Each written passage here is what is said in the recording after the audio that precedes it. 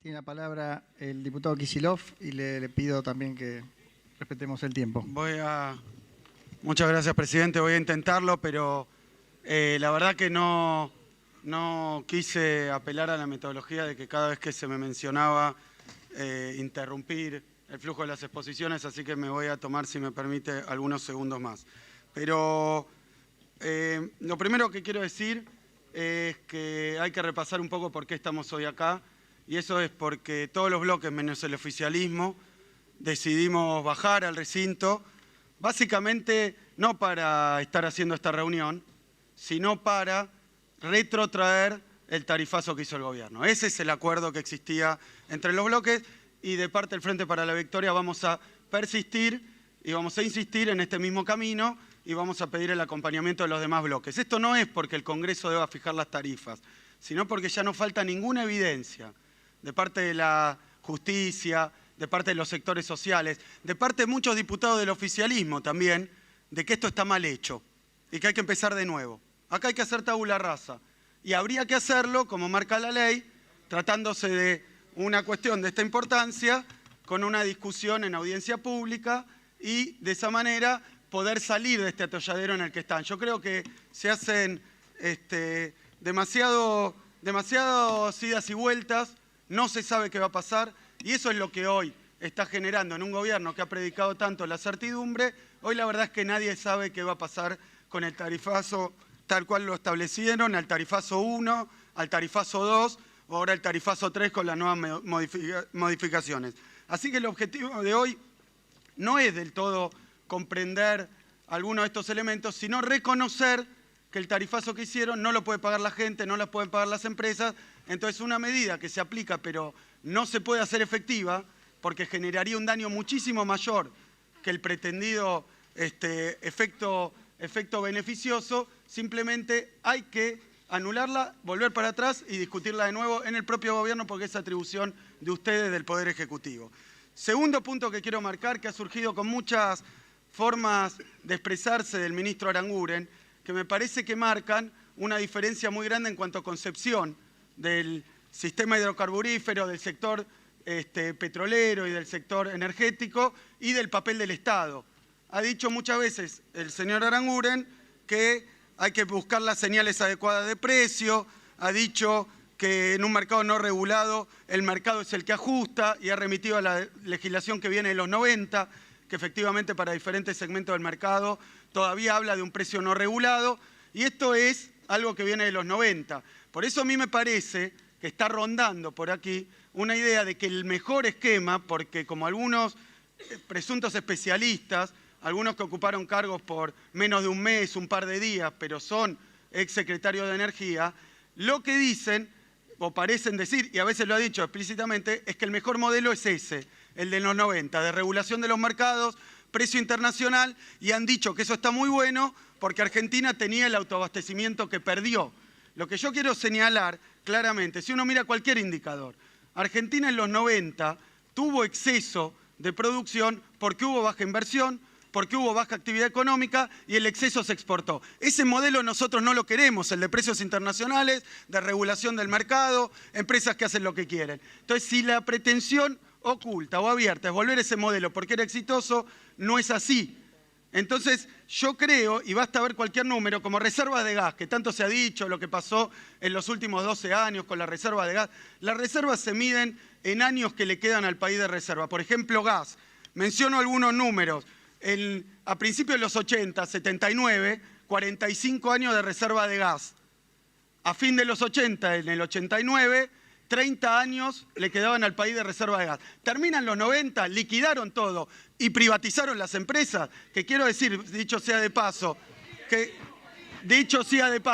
el único partido de este Parlamento que votó a favor de que YPF siga siendo de Repsol es el que después le fue a pedir perdón por esto, que es el del presidente Macri, no el radicalismo, pero lo que queda claro es que cuando terminan los 90 quedan 10 años de reserva de gas nada más. Y hoy hay, si no me equivoco, 7 y pico de reservas de gas. Quiere decir que la política que liquidó el yacimiento de Loma de la Lata y todos los viejos activos ha sido específicamente lo de los 90, sumada a la política de privatizaciones, que es cierto, se fue revirtiendo tanto en regulación como en la propiedad de YPF a lo largo de estos últimos 12 años y efectivamente a partir de la recuperación de YPF los resultados son mucho mejores.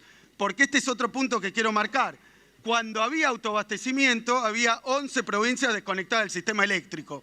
Así que, y por otro lado, había solo 5 millones de hogares, 5 millones de hogares que tenían gas de red y hoy tenemos 8.100.000, dijo el ministro. Eso durante estos últimos 12 años. Es decir, que además esa política de desindustrialización, exclusión social y bajo crecimiento, muy en consecuencia con lo que está pasando hoy en el país, era una política que traía un sector hidrocarburífero desregulado, un sector hidrocarburífero con tarifas internacionales, que además, le pregunto al ministro, hoy los precios están bajos, entonces la idea sería adecuar a los internacionales.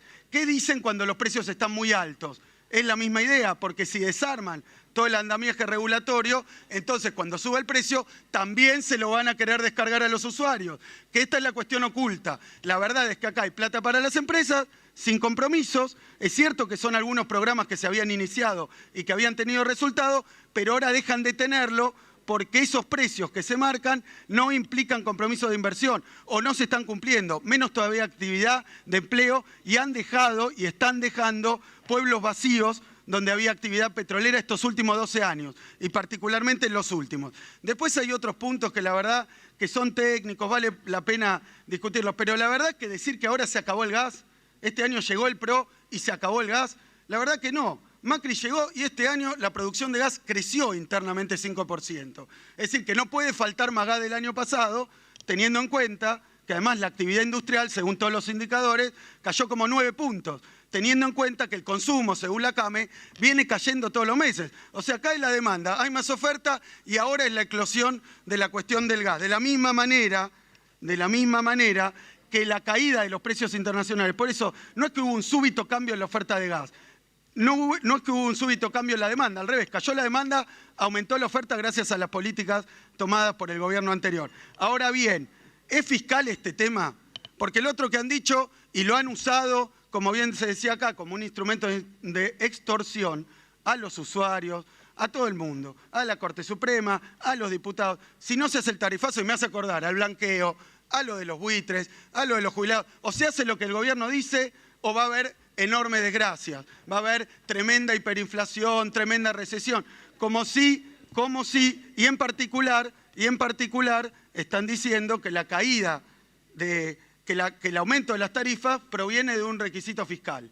Es decir, que no había otra forma de hacerlo que a este nivel, a esta velocidad y en este momento. Ahora, si el problema era el fiscal, como ya se ha dicho y como sabe todo el pueblo argentino, se han cansado de perdonarle impuestos a los sectores más concentrados. O sea que si tenían problema fiscal, por lo menos que el votante del PRO, pero digo toda la sociedad, discuta cómo solucionarlo, no con el tarifazo. ¿Por qué perdonarle 60.000 millones de pesos a los exportadores de grano, a las mineras y a todos los exportadores concentrados de la industria y trasladarle eso mismo al usuario? No es un problema fiscal, es una decisión de provincia, de política, una redistribución del gasto y de los impuestos en favor de los que más tienen y en contra, con una cuestión ideológica, porque creen en ese modelo. Lo que pasa es que están diciendo otras cosas, creen en ese modelo de regulación total de la economía. Eso es lo que creen. Si no, y dice el ministro, bueno, pero no podemos regular el precio porque la ley dice, cámbienla si lo quieren regular. No lo quieren regular. Y todas las medidas que se tomaron de incentivo, de estímulo, para hacer cambios en el sector petrolero, ahora las deshacen. Por eso, la verdad es que no se acabó la oferta de gas, peor que el año pasado. No hay un problema fiscal cuya única salida es solucionarlo así. Si no, no hubieran tomado deuda para pagarle a los buitres, sino para sostener las tarifas. Pero las prioridades las fija el gobierno y las prioridades son los buitres, son los grandes exportadores de grano y no el usuario. Ese es el punto. Y después podemos discutir todo lo que quieran sobre lo demás, porque si quieren fomentar el consumo responsable, por ejemplo, porque dicen, no, hay mucho consumo. Bueno, fomentar el consumo responsable, por lo menos en lo que hace al respecto de los electrodomésticos que gastan mucha energía. Esos programas existían, estoy de acuerdo, pero no se hace con un tarifazo del 1.600%. Eso no fomenta el consumo responsable, no ayuda a las industrias a cambiar su parque productivo, que no pueden pagar la factura. ¿Cómo van a comprar máquinas más eficientes? Se pone crédito, se da tiempo, se da un sendero y se da una trayectoria que le piensan dar a los precios, a las tarifas. Y por último, que me parece muy importante también con esto, porque hay una contradicción, dicen se tenían congeladas las tarifas. 3, 4 veces ha dicho el ministro y ha hablado de los aumentos que dio el gobierno anterior en los últimos 12 años. Es verdad, se dieron aumentos. ¿Por qué no hubo estos líos y esta magnitud de líos? Porque los aumentos los podía pagar la industria, los podía pagar el comercio, los podía pagar la gente. Es decir, que la política tarifaria prestaba atención principalmente a los objetivos nuestros en términos de poder adquisitivo, de industrialización y de crecimiento. No a un Excel de conseguir ciertos ingresos fiscales, que yo entiendo que tal vez el ministro de Economía o alguien pide que haya determinados ingresos fiscales, pero que vean las prioridades, que no se lo cobren a la gente y se lo den a los buitres, que no se lo cobren a la gente y se la den a las cerealeras.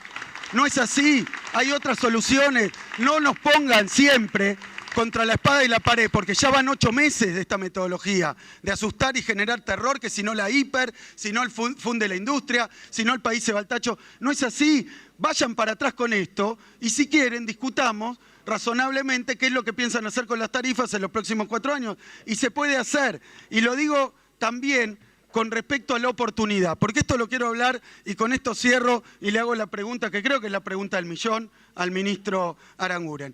La verdad, la oportunidad, porque si estuviéramos discutiendo solo el aumento del 1.600%, después recogido y convertido en un aumento del 400%, si estuviéramos discutiendo esto, que ya han criticado, Camaño ha criticado también Pitrola, diciendo que si le ponen techo, entonces no es para el ahorro, la gente va a gastar más probablemente, así que perdió su objetivo original al haberle puesto un techo. Pero yo digo, hay que tener en cuenta también el contexto, porque no es que cae un aumento del 1.600, que ya sería para ver si es posible de pagar por alguien, pero cae esto después de la devaluación del 60, una inflación que va a totalizar en el año entre 42 y 50%, cae después del aumento de, por supuesto, podemos ver lo que pasó con el transporte público, lo que pasó con el agua potable. Es decir, es la suma de todo eso lo que hace que este aumento, tal vez por ser el último, sea el que más problemas ha desatado.